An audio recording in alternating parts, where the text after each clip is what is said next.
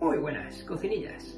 Mi nombre es Raúl Arranz y esto es Cocina con Microondas, tu canal de recetas rápidas, saludables y deliciosas. En el día de hoy vamos a preparar una receta con la que podrás dejar boquiabierto al más goloso y, por supuesto, disfrutar. ¿Quieres saber de qué se trata?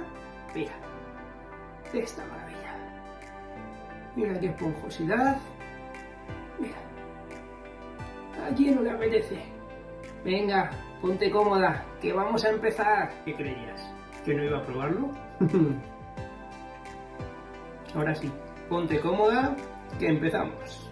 ¡Vamos allá! Para elaborar nuestra receta necesitaremos 4 manzanas, 180 gramos de calabaza, 250 gramos de cualquier tipo de harina, en este caso de arroz para que no lleve gluten, 5 cucharadas de eritritol, lo que equivale a unos 80 gramos, y una cucharadita de bicarbonato. Aquí te dejo los ingredientes en un listado para que lo tengas más a mano. Y para la cobertura vamos a utilizar cacao de al menos el 85%, cuanto más mejor, y aceite de coco. A continuación te dejo igualmente las cantidades para que las puedas anotar. Comenzaremos nuestra receta por las manzanas, primero pelándolas y a continuación troceándolas. De esta manera ya podemos incluirlas junto con el resto de ingredientes en la jarra para batir. En este caso lo voy a utilizar la Thermomix.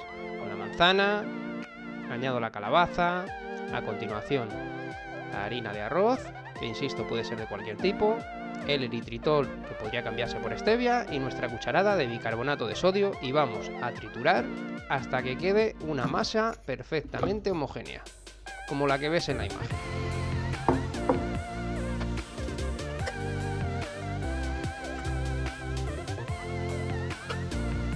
Vamos a llevar nuestro aceite de coco un minutito al microondas para poder derretirlo y así engrasar cada una de las cavidades del molde de los donuts.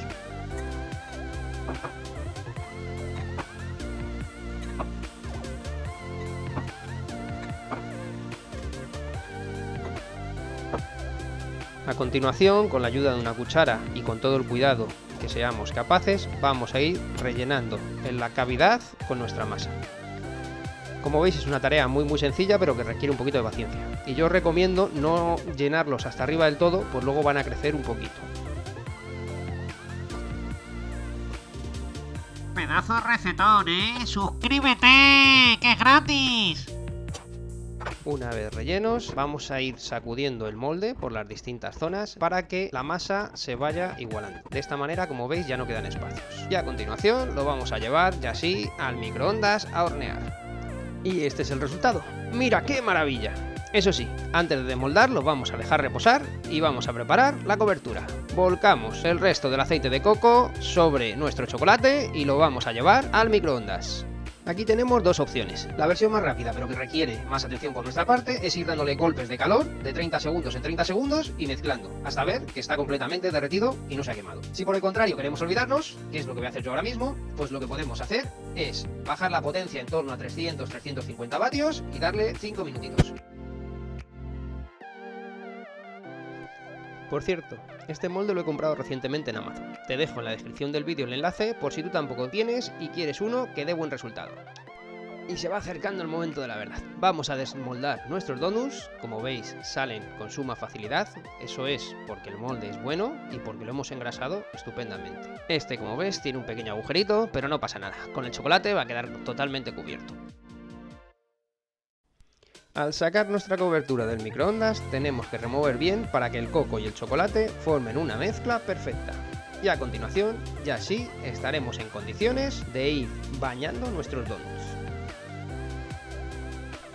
Con la ayuda de 2 tenedores vamos a bañar nuestro donut de calabaza en el chocolate de cobertura, asegurándonos que ninguna parte del donut queda sin cobertura. A continuación lo dejaremos reposar sobre un mantel de silicona como este o en su defecto sobre papel de hornear.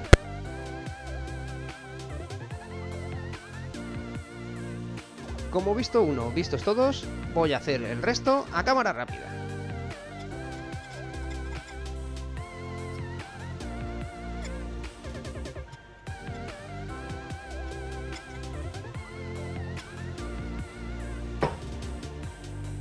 Y estos son todos los donuts que me han salido tras repetir los pasos anteriores hasta gasar la masa que preparamos inicialmente. A continuación vamos a llevarlos a la nevera y a dejarlos reposar por 1 hora.